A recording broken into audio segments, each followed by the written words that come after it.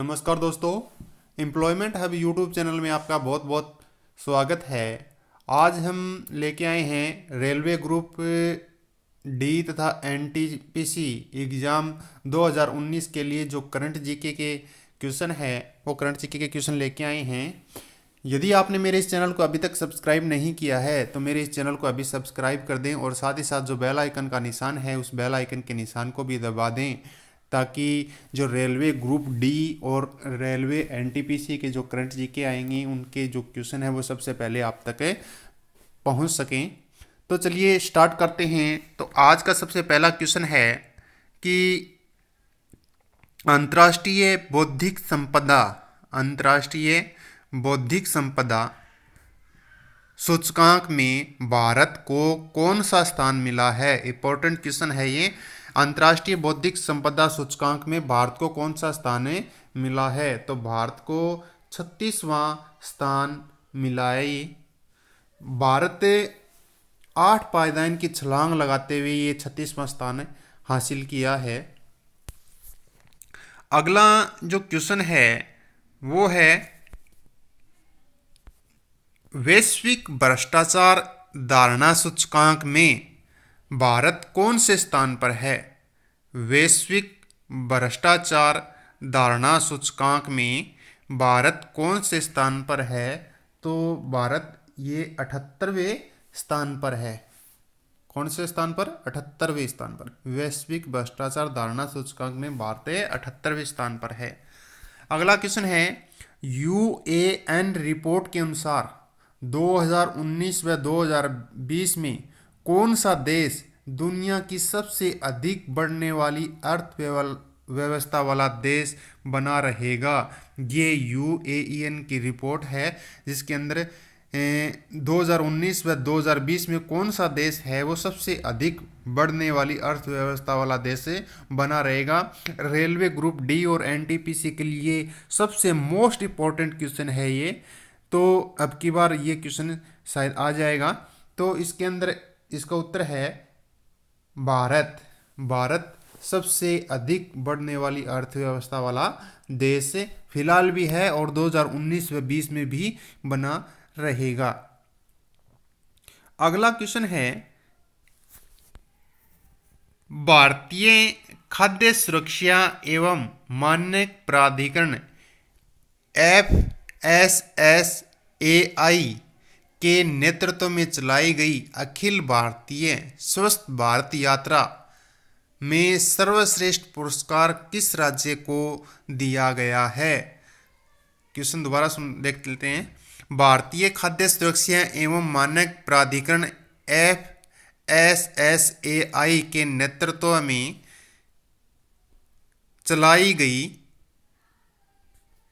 अखिल भारतीय स्वस्थ भारत यात्रा में सर्वश्रेष्ठ पुरस्कार किस राज्य को दिया गया है। तो इसका उत्तर है तमिलनाडु को। तमिलनाडु ने ये पुरस्कार प्राप्त किया है। अगला क्वेश्चन है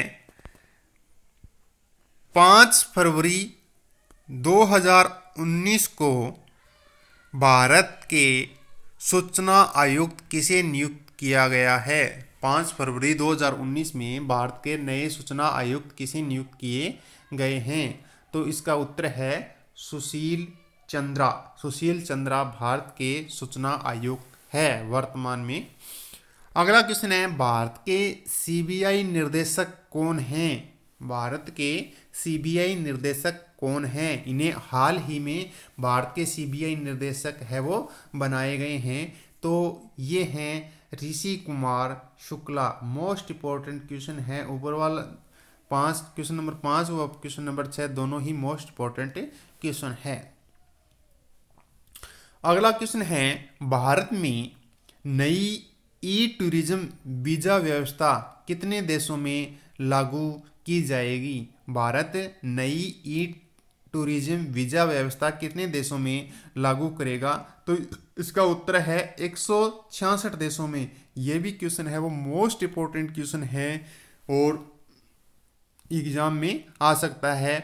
ये जो घोषणा की गई है ये अंतरिम बजट 2019 में ये घोषणा की गई है। अगला जो क्वेश्चन है वो है, भारत की पहली semi high speed train, Bharat की पहली सेमी हाई स्पीड ट्रेन कौन सी है? तो भारत की semi high speed train train 18 के नाम से विख्यात ट्रेन है और इसे वंदे मातरम के नाम से भी जाना जाता है। और ये क्वेश्चन है वो मोस्ट इम्पोर्टेंट है, क्योंकि जो ये भारत की पहली सेमी हाई स्पीड ट्रेन है और इस जो ट्रेन का जो लॉन्च किया जा रहा था उस समय इस ट्रेन पर कई जगह पर इसका पत्थरबाजों ने इसका पत्थर भी बरसाए थे इस ट्रेन के ऊपर। और ये क्वेश्चन है वो मोस्ट इंपॉर्टेंट क्वेश्चन है, भारत की पहली हाई स्पीड ट्रेन ट्रेन 18 के नाम से विख्यात वंदे मातरम। अगला क्वेश्चन है, परमाणु टेक 2019 सम्मेलन का आयोजन कहाँ पर किया जाएगा? परमाणु टेक 2019 सम्मेलन का आयोजन कहाँ पर किया जाएगा?